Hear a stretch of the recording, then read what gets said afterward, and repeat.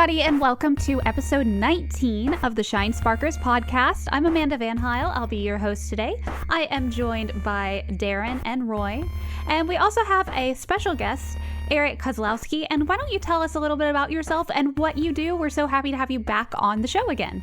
Yes, thanks for having me. I'm really excited to be here again. I am a veteran of the game industry. Been working in games for almost 20 years now. Previously worked at studios like Naughty Dog and famously Retro Studios.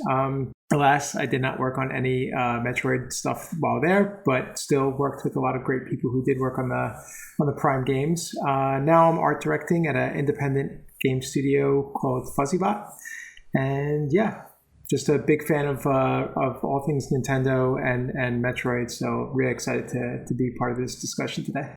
Awesome. And we are, of course, excited to talk with you. Now, warning for everybody listening, this podcast will contain spoilers from the newly released Metroid Dread. So if you wish to avoid them, you might want to wait a little bit to listen to this until you've played the game yourself.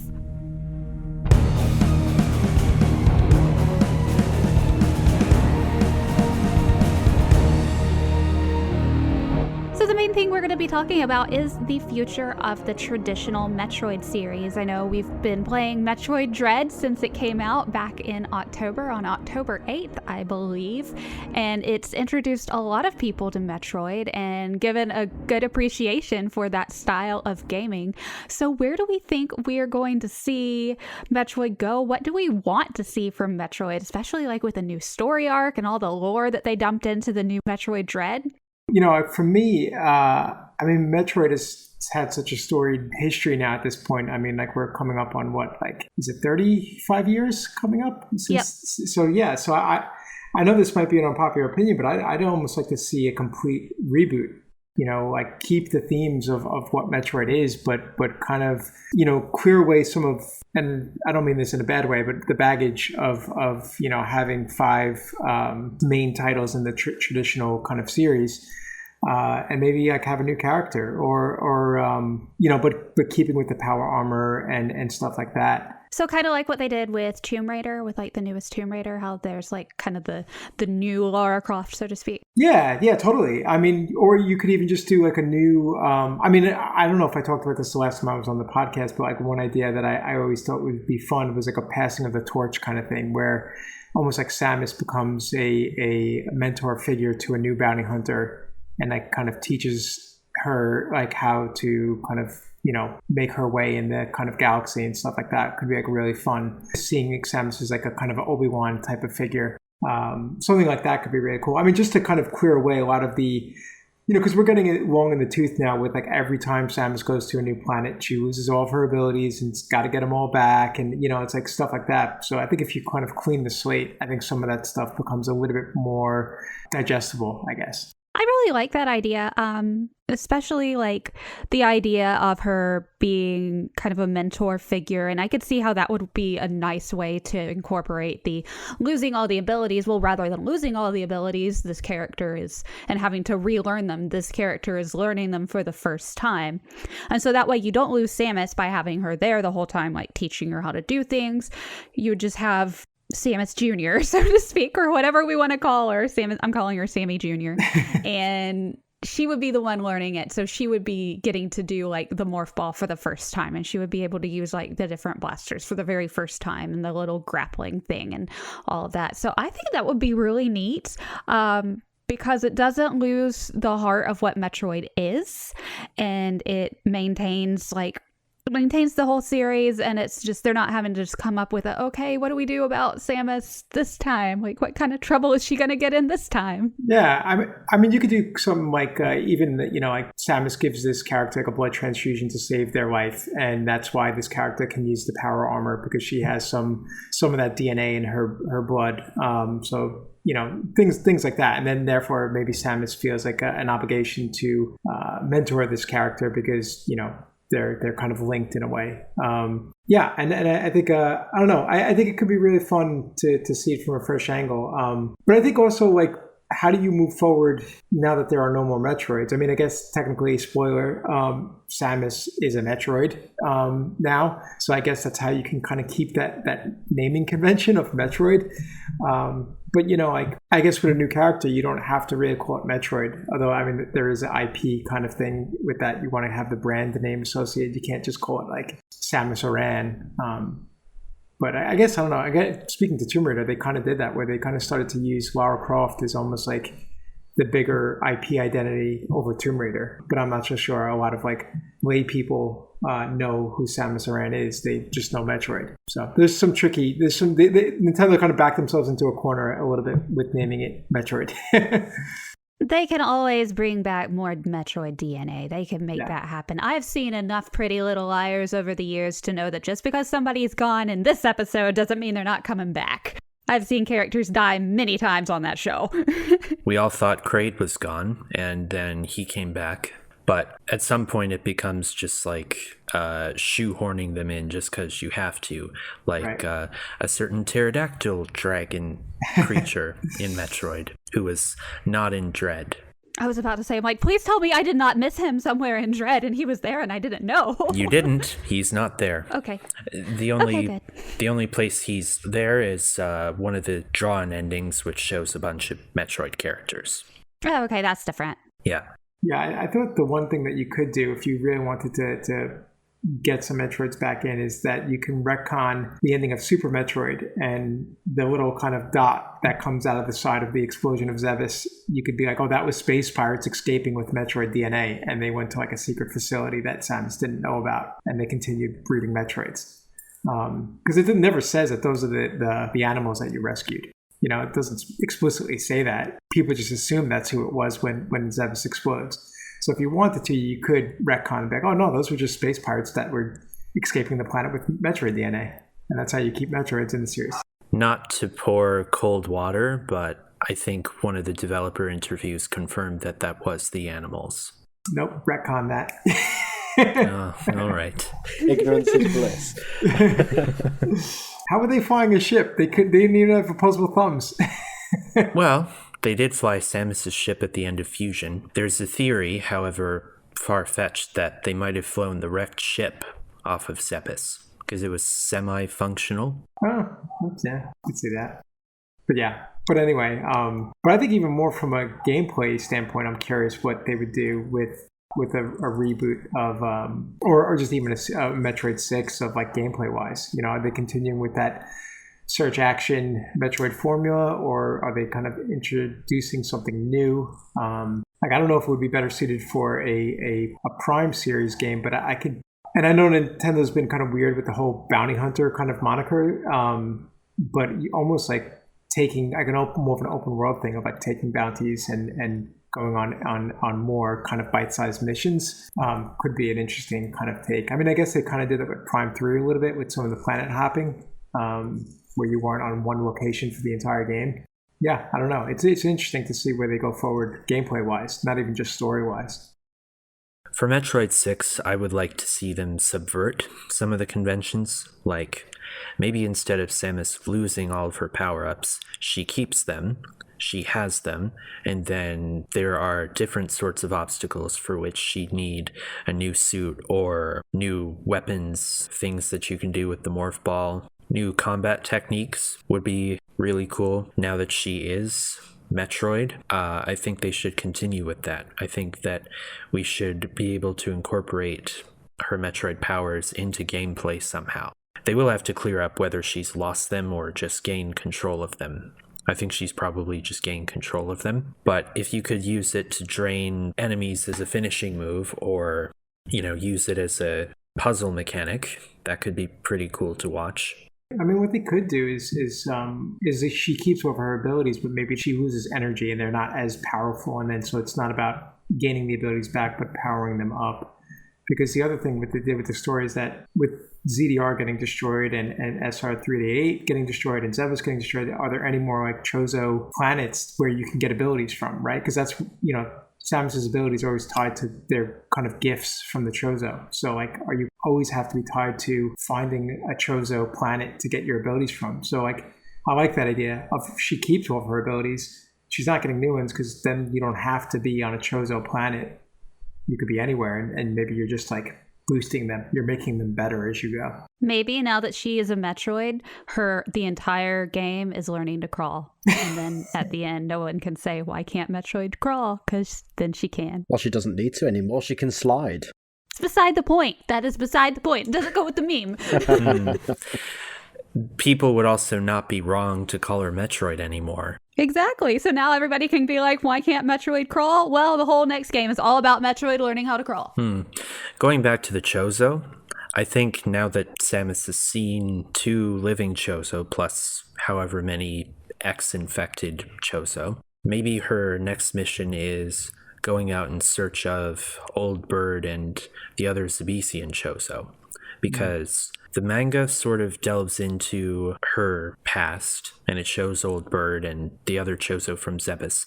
They were evacuated from Zebes before the event Sub-Zero mission, but we don't know where they went or if they're even still alive, so her mission could be about finding other Chozo, and then if it's on just this remote planet without much technology, like maybe they're underground, the Chozo, then you could have a sort of open world situation where you have these beautiful environments without much technology, but it would also give the chance to introduce a new sort of threat. Like, what if she lands on a planet thinking maybe there's Chozo here, and then she finds there's some threat that could be dangerous, and she decides to stay until she's neutralized it. And so she has to power up her already existing abilities while looking for the Chozo. Maybe the threat would also be the Galactic Federation, or at least the whatever element of it was behind the ending of Fusion. Dread didn't really address that. Even though it looks like some of the conspirators in Other M were arrested, there were still some who wanted the X at the end of Fusion.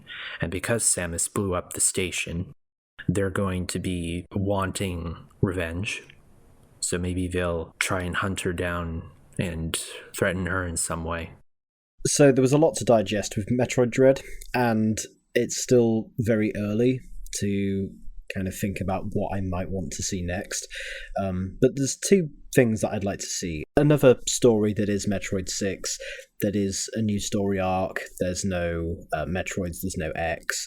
Maybe there's something else. Maybe not necessarily Metroids. What about what the Metroids were created from? Maybe there's a creature somewhere that's being kept off-world that they're potentially going to use to make more Metroids. So it could be more evil Chozo, it could be the Federation, it could be some completely new character. Maybe the Kriken Empire from Hunters or something. Maybe that could be some kind of crossover there between the classic and the Prime games.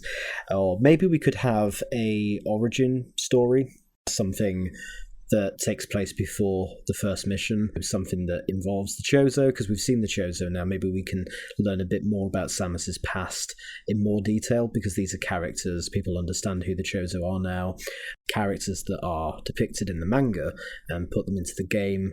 And maybe there's some kind of test that Samus has to do to sort of earn her right to go off to, I don't know, the Galactic Federation Police.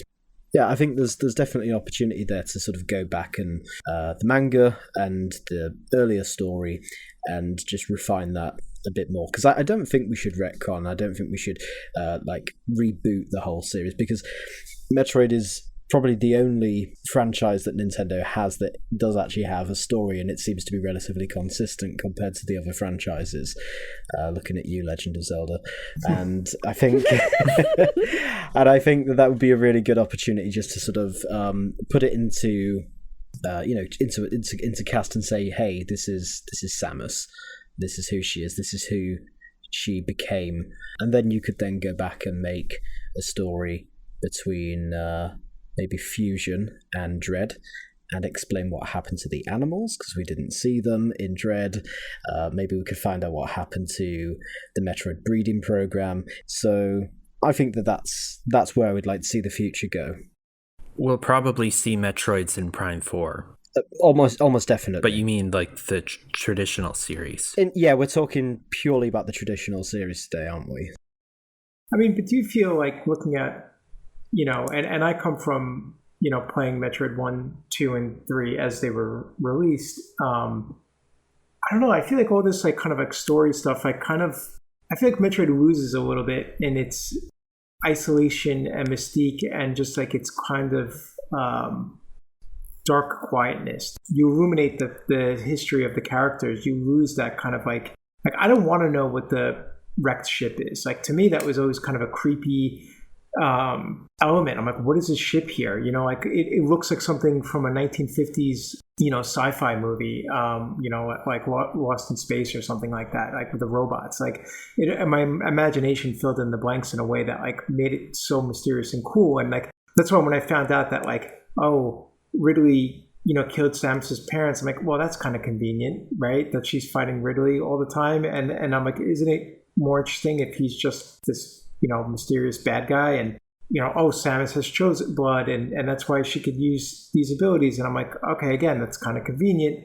I don't know. I'm of the mindset that I want to know less about this world. I want it to be a mystery that is kind of breadcrumbed with just enough information that I start to create my own headcanon. And that, I don't know, for me, maybe I'm in the minority there, but and that's why I think like Other M and Zero Mission and even the canonization of the manga kind of like dilute the series for me a little bit, because I kind of like, thinking back to when I played Metroid 1 and Super Metroid, like there was this mysteriousness to it, this kind of scariness, because it was so kind of cold and empty, and you didn't know anything. You didn't know what these like bird statues were. You knew they were like this mysterious race, but you didn't know that Samus was raised by them and stuff like that. And I don't know, for me, that kind of filling in the blanks of everything. It's like what happened with Star Wars with the prequel trilogies. It's like I didn't need to know all that stuff. Like it kind of demystified the universe a little bit by filling in those blanks. So, but I get also like wanting to know about these characters that you care about. So like I see both sides of the coin, so to speak. Yeah, I mean, I'd like to see anything completely new regarding like anything with Samus, seeing her further her journey, because just because this part of it's over doesn't mean more things aren't going to happen. And then I also like the idea of Samus like raising a new bounty hunter. Like there's another one that she has to teach, and I think that would be a cool concept as well. That way she doesn't leave, but then there's another one who kind of does the same as Samus, and then we can still have all the Metroid lore there, and it's just a continuation on it. That would be another way to do it for sure. And I definitely love that the 2D style, or traditional style, I guess is the best way to describe it now, is maintaining like how it's. I really like how the 2D style is holding strong, like it is. Yeah, I mean, I think there's been so many excellent indie games that have proven that there's real life in that style of game. Hollow Knight comes to mind, and I think Nintendo probably saw that and was like, well, we're the progenitor of this, more or less. I know there's some other games that are kind of adjacent to Metroid that kind of have that style, but yeah, I mean, I think Mercury Steam doing the Samus Returns remake was kind of like a proving that they could handle a full-fledged original game, and I think they did that beautifully. I have some nitpicky issues I have with Dread, but overall, like the word I used is I devoured that game when I played it. So I would definitely be excited to see what they can, the torch, pass to them, and see what they could do with that 2.5D kind of style. And it's just a timeless style, like. There's a reason why it has aged as well as it does, and it's just one that never really gets old, and you can enjoy it all the time. So, Eric, with your industry experience, we would love to hear your thoughts on Metroid Dread with the environment and just the art style of it, since you know it from both a fan perspective as well as somebody who has worked in the industry, so you see it on multiple sides. Yeah, sure. And I want to preface this by just saying I thought that Dread was a gorgeous game. Technically, it's stunning to look at. I think the art direction overall was fabulous. The execution of just the way the characters look, the way the environments looked is great. Some of the things that while playing in just armchair, art directing, and I think this has been echoed in some reviews that I've read and statements I've read online, is just that when I compare to Super Metroid, which is in my mind like not just the pinnacle of the series, but one of the best games ever made, it just like some things like didn't feel memorable to me. Like I think about Brinstar and Norfair and the wrecked ship. Like these are environments that in my mind, like I could just recall, like being in Brinstar with that pink area with all of the particles floating in the air, and the green locations and things like that. And granted, you're dealing with this limited palette with Super Nintendo versus Switch. But one of the biggest gripes I had is that I felt like some of the environments just don't feel as memorable to me. And I can't even really recall all of them right now off the top of my head. And again, I've played a lot more of Super Metroid than I've played of Dread. But that was one thing that kind of bummed me out a little bit. Is like I didn't feel like there was anything like as memorable as some of the environments that were in like Super Metroid. And I wish there was a little bit more of a cohesion there in the way that the planet was connected. I feel like it felt very separated, especially in like how you transported through like the cable cars to different areas of the planet. Like that did make the planet feel bigger, but at the same time, it made it feel a lot more separated. And so like you don't create those like connective synapses in your brain of like how the environment connects together. The way you did in like Super Metroid, where you're like, oh yeah, the wrecked ship is right next to Kratia. Am I pronouncing that right? Kratia. Thank you. It's like it's right next to it. And then that leads back down into Meridia. So like I didn't really get that in Dread. And then the other kind of issue that I had was just some of the world building. One of the big I love the fact that Kraid was back. Like Kraid is an awesome boss. That design is fantastic. The way they represented him in the game, it's the best that character has ever looked. But like, I feel like a better job could have been done in presenting why he was there. And like, you assume like maybe he's a clone, but like one cool thing that in the environment that they could have done leading up to the fight with Kraid is like maybe you're passing through a lab where there's specimens from Zebes in canisters that, you're like, oh, there's a zoomer back there, and they're so they're experimenting, and it starts to progressively, you see more and more. Maybe there's the version of Kraid from Metroid 1, the tiny Kraid, is back there in a jar, and you're like, oh, that's cool. And so that when you finally do fight Kraid, you're like, holy crap, they cloned Kraid. They're experimenting with him as a bioweapon. Or the boss fight that you had with the giant monster that was in the background that had the machinery poking and prodding it, like that could have been Kraid. And it's like, oh man, they hauled the carcass of Kraid from Zebes somehow to ZDR. And then that's when the X-Parasite infests it and brings him back to life. That would have been a wow moment too. Like, holy crap, I'm fighting Kraid. So like things like that, I felt like they could have done a better job of incorporating some of court fan service, court lore, but into the world building. Because as it is now, like there wasn't really a lot of that. You got some Chozo statues in the background when you go to some of the upper areas, but for the most part, I didn't feel that connection with the environment as much to kind of create a real narrative connection to the game as a whole. And then not so much like art direction or world design, but I felt like some of the things were confusing to me. Was it Greybeak was the Chozo that you speak to? When he shows up at the end as an X-Parasite, but then helps you, I was confused about that. I didn't understand why that was happening, because he previously had reactivated the Emmys to kill you. And so like, why is he helping you again? I didn't feel like that was an earned kind of story thing. And then why did Ravenbeak, why did he merge with Kraid at the end? Like, that felt like an unearned kind of like fan service moment for me as well. So like things like that, I hope that like if Mercury Steam moves on to a Metroid 6, like they can refine some of that, because that felt a little clumsy to me. And it was interesting that you mentioned there about the fan service and making it connect, because it was only 25 minutes ago or so you was talking about rebooting and like, oh, it doesn't need to connect and all this kind of stuff, and I just found that quite interesting.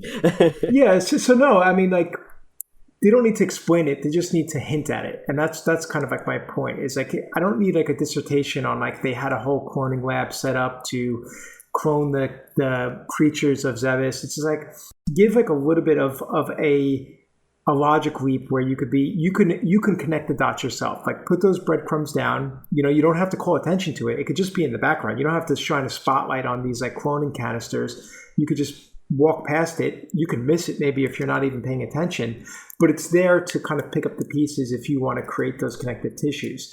And when you're dealing with, like, they've already established that, okay, they are going to create this larger world. So if like that's the paradigm that you've established, then lean into it. So it's like you can't have both. You can't have this like mysterious, unexplained world, but then also have this deep backstory. It's like, if you're going to pick one, go with it. If you don't want to explain anything, then you can't have a story drop where Ravenbeak is explaining that he's your surrogate father. Like at the same time, then all of a sudden just drop Kraid in and not explain why Kraid's in there. It's like they're trying to serve both masters there, and I think that it doesn't really work for me. So that's kind of like where I'm coming at. So I'm like, okay, if you're going to lean into the story stuff and the backstory and the connective tissue of Metroid, then kind of insert some of that in there and hint as to why Kraid shows up on ZDR years after the Super Metroid story. Why does he merge with Ravenbeak at the end? Why does the X parasite save you at the end when previously it wanted to hurt you with the Emmys? So things like that take me out of the experience. But again, I'm kind of nitpicking because, like I said, I still really enjoyed the game and I kind of devoured it over a couple of days. But, when I look at it from a critical mind of like a game developer, if I was working on the project, these are things that I would kind of want to, especially when you're dealing with something as big as Kraid, right? Kraid's existence in this game is pure fan service, So it's like, if you're going to put him in the game, like do that like execute that fully and kind of like build on it a little bit. Because like if you, like tease up to it, then that payoff is that much more. You're like, oh my God, and it's unfortunate that Nintendo chose to kind of spoil it in their trailer. I would have been beside myself if I had just played the game and suddenly got to that boss fight and was like, wait, what? And it was the case for a few people that did manage to avoid all of those trailers, which was great to then go and watch their reactions when they streamed it, and it was pretty cool. But sadly, not as many as it would have been because they really should have kept that one back. Yeah, and I guess I might be in the minority here. I felt like some of the boss fights were a little too difficult. The Ravenbeak one especially, and I think back to the impact of the Mother Brain fight in Super Metroid, and that wasn't. And to me, that boss fight was so much more memorable. Because it wasn't difficult, because it was more about the presentation of it. It's like you're seeing how powerful the Super Metroid is on the lead up to the fight. You're seeing all the carcasses of creatures that the Super Metroid has drained. So you're like, holy crap, Super Metroid is powerful. It comes in, it drains you, but then it leaves you alone because it recognizes who you are. And it's like, wow, that's really cool. And then you go on and you fight Mother Brain, and then Super Mother Brain comes out of the jar, and and then the Super Metroid saves you. That whole like narrative lead up all happens through gameplay, and it's not a very difficult boss fight at all. But it just has such an impact because it's a long play. All this takes place over like 20 minutes from when you first enter into that chamber with the dusty carcasses of creatures to when Super Metroid saves you. And you look at the fight with Ravenbeak, and it's like this pattern recognition, really tough boss battle. And for me, I'm like, man, it would have been cooler if it had been something more like a story-driven experience with So Quiet Robe, like what if he had come in and fought against the, destructive nature of the X parasite and did something to kind of help you in that final boss fight against, Ravenbeak. Then that would make more sense about the ending where he shows up on the ship and, saves you again. So stuff like that, I feel like for me as a player, I would have rathered a more story-centric end boss fight rather than one that was more gameplay-centric. But I understand that I could be in the minority for that because, that was a challenging boss fight. You have to execute it pretty well. It forces you to use all of your abilities. So I could appreciate it on that end. But again, when I compare it to Super Metroid, I'm like, man, I would have liked something that was taking a couple of cues from that. So yeah, that's kind of my some of my criticisms with Metroid Dread, and I understand I'm probably in the minority of that, and listeners are probably like, "Oh, this guy's crazy. What is he talking about?" Dread is incredible, and it is. It's an incredible game, and it's definitely in the top of the classic Metroid games for me. But it can't top Super, in my opinion. I don't think anything can. Do you think that's got something to do with like the nostalgia goggles there? Like you've played this game for 25 plus years, and it's something that you've grown up with and you've loved, and it's inspired you. Do you think that's got? Are you like connecting? Are you able to disconnect from that and look at it objectively? Yeah, I think so. Because I think looking at just like some classic storytelling devices that they used, and I think that's kind of universal. And again, I think that's what the classic Metroid games do so well, is that they introduce a lot of story through gameplay. And I think that whole end boss segment with the Super Metroid and leading up into the fight with Mother Brain, there's no cutscene there. There's no exposition drop. You're inferring all this from playing the game, and I think that's just solid storytelling. And I think that's kind of part of the Metroid DNA, no pun intended. That I think works so well in those classic games that I would have liked to have seen that more in Dread. Again, with the Kraid, like leading up to Kraid, like using the environment to kind of hint at why Kraid is showing up on ZDR, to the fight with Ravenbeak is to, explain, and you could still have cutscenes, like the scene with Quiet Robe, where Samus speaks to him in the Chozo language was super cool and effective. And so doing that in a cutscene is great. So I think like marrying those two kind of elements together would have made for a stronger narrative experience in my mind. In my mind, like Metroid is like Nintendo's more, and I use this term loosely, like realistic franchise in terms of like how they render their games. And I think like the style that they brought like works for Metroid. Like again, like seeing Kraid represented the way he was, I was like, that's incredible. And the team at Mercury's team is amazing. Like I love the art that they did on the Lords of Shadow games. Like those games are beautiful games. And so seeing that skill brought over to Metroid, I was super stoked about it. Yeah, I think in terms of like execution, I think what they did incredibly well. Yeah, no, those. I mean, even their self-published game, Space Lords, like the art in that game, like I've looked at that game tons of times, and they've done a tremendous job with that game. The art is really well done. I'm a big fan of Space Lords, and also its previous name, which was Raiders of the Broken Planet. So yeah, that team is amazing. I was excited to see them carry the torch for Metroid. When you have something that's as well executed as Dread, it's the little things that just become that much more noticeable because you have this perfect thing, and then so any sort of perceived imperfection just shows up that much more noticeably because everything else is so well refined. So I just don't want to come off as someone who's like hating on it, because I think it's a phenomenal game, and I'm so thrilled that they got a chance to make this game. So yeah, so I hope I don't come off as being too hypercritical of it. But at the same time, as a fan of the series, you always want to see more, so.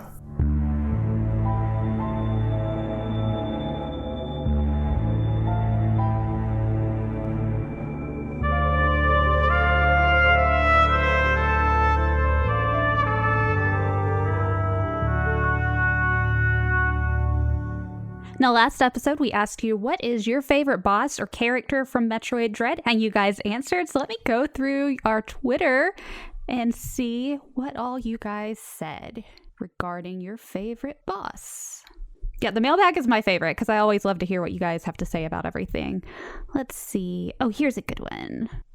The Arginator says, my favorite boss has to be experiment number Z57. It has the perfect blend of amazingly flashy attacks, skill-based combat, intense boss music, and super satisfying Shinespark secrets. Also, it just looks cool. It really does. It was great to see that character in the background being sort of like prodded and poked and tortured, and then it unleashes all of that onto Samus later, which is great. And the cutscenes, like the melee counter scenes, are fantastic. Like you just drag it. Oh, those were so awesome. And then it like falls into the lava at the end. It tries to drag her down with it, and then it just falls, and it turns into its Core X before being incinerated. Oh, bliss. Yeah, it's a very fun boss. It's a super cool design too, like visually. Like it was really interesting looking. I when I came into that boss fight, I was like, oh man, this, its entrance into the fight was super cool. It doesn't even have a name, it's just like experiment number, which is, again, just adds to that mystery. Like, what was it? Where did it originate from? Going back to what you said earlier about headcanon and sort of coming up with concepts and ideas, and yeah, it's really cool. Right. Like, is it a native species to ZDR, or did they bring it there? Is this like a failed bioweapon that Ravenbeak wanted to use? Kind of thing. So like, yeah, like that stuff is great. Like I love that they keep that mystery there. Yeah, I'm looking on here. It looks like a lot of you guys really liked the experiment, as you should. I like this one. Mayor Cam says, come on, how can you not pick Bird Daddy? Bird Daddy was fun. Leon's been calling him Daddy Egg. I like it. I think I cussed out Bird Daddy a few times. I'm going to start calling him Daddy Egg. No, I'm going to call him Bird Daddy. Bird Daddy's the new name. Yeah, another person. Let's see. Zach says Bird Daddy. This one, another one about the experiment. Hiba Hussein says, experiment boss. I mean, that was foreshadowed way before, and the phases were so cool it gave me Digger Nut vibes. Oh, Dread Prime 25 says, the Chozo soldiers with spears are absolutely badass, and their theme too. So funny story about that, so one of the Chozo soldiers was like, the way it was walking, I thought it was moonwalking, and I was like, why is he moonwalking? And everyone was like, it's the way he's carrying his spear. I'm like, no, I know how to walk with like a weapon, and I don't do that. So he's moonwalking, and that's my story, and I'm sticking with it, because there's only one that did it that way. Maybe he was trying to moonwalk like Samus, because in Super Metroid, there's an option that you can turn on called the moonwalk, and if you charge a beam or just rapid fire, you can walk backwards while you're doing it. Oh, that's kind of cool. Yeah, Super Metroid was full of those kinds of things. It was amazing. Like, that game really shouldn't exist. It's just got so much in there. It's absolutely ridiculous. Gonna read one more from Ethan Toombs. Do you think it has to be Ravenbeak? He really tests everything you've learned throughout the game, and the story weight and emotional weight really narrows in home harder. Especially how well cutscenes are interwoven into the gameplay. Okay, there are so many times that like I died because it was a cutscene that still had gameplay in it at the same time, and I didn't like react properly because I was just watching it like, oh, what's happening? I'm like, oh, I was supposed to counter that. That was an attack. Oops. And so I died many times doing that. Nobody said Kraid? Come on, they even had like I know, I was thinking on that tier too. Like, come on, you can like attack him through his belly button. Kraid was fun. They even like worked in like a sequence break cutscene for that, which is super cool. Yeah, when I saw that, I was like, okay, I need to figure out how to do that, because the idea of like Morph Ball shooting yourself into his belly button to make him explode is really funny. I thought it was funny. Which is absolutely gross, but it's such a cool idea. I was just going to say, it's super gross. It was hilarious. Like everything, like I was laughing the whole time during the Kraid attack, because it just looked like he had really bad like acid indigestion the whole time, and that's why he was like really cranky and stuff. That was my theory with him. I mean, the fact that they like have that whole like harness on him, it just like, again, it plays to the fact that like this is a powerful character that he's got to be restrained. And it creates like this whole kind of like, like, oh man, that's, he's been tortured there and, like locked up. The whole execution of that boss fight was super cool. Well, everyone, thank you so much for listening. Eric, thank you for joining us as a guest. We were so happy to talk with you and hear your expertise on everything. Thank you for having me. And we will see you next mission. Yeah, see you next mission. See you next mission. Later, everyone.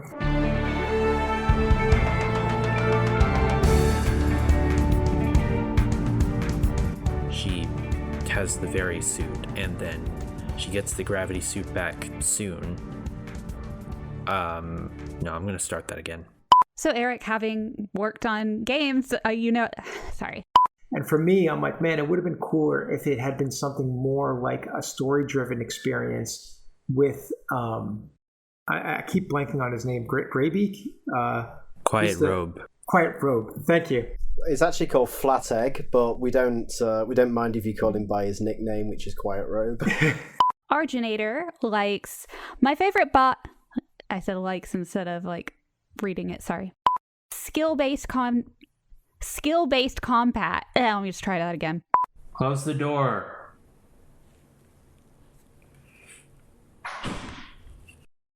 All right, well, let's look at next month's mailbag question. So next month, we ask you, at this point in the podcast, we would normally be introducing a new mailbag question. So apparently I'm not doing that. You're not doing that. Since next month's podcast is going to be a little different, there won't be one for next podcast. So keep your eyes on our Twitter account in January for more mailbag opportunities. So yeah, no mailbag question this episode, but keep your eyes on Twitter, because then you'll see something. Because there's not going to be a next episode. Well, there's going to be a next episode. It's going to be a next episode. Just we're not going to have a mailbag. There will be a next episode. There just won't be it'll just be different. I promise there will be a next episode. You can't get rid of us that easily. What if they show some Prime 4 stuff at the Game Awards? Then you really have to... Well, there'll definitely be a podcast then. Yeah. Then that would be a breaking Shinesparkers podcast of all of us going, oh my god, that just happened. And that's just going to ruin the schedule that I've planned. So it's whatever.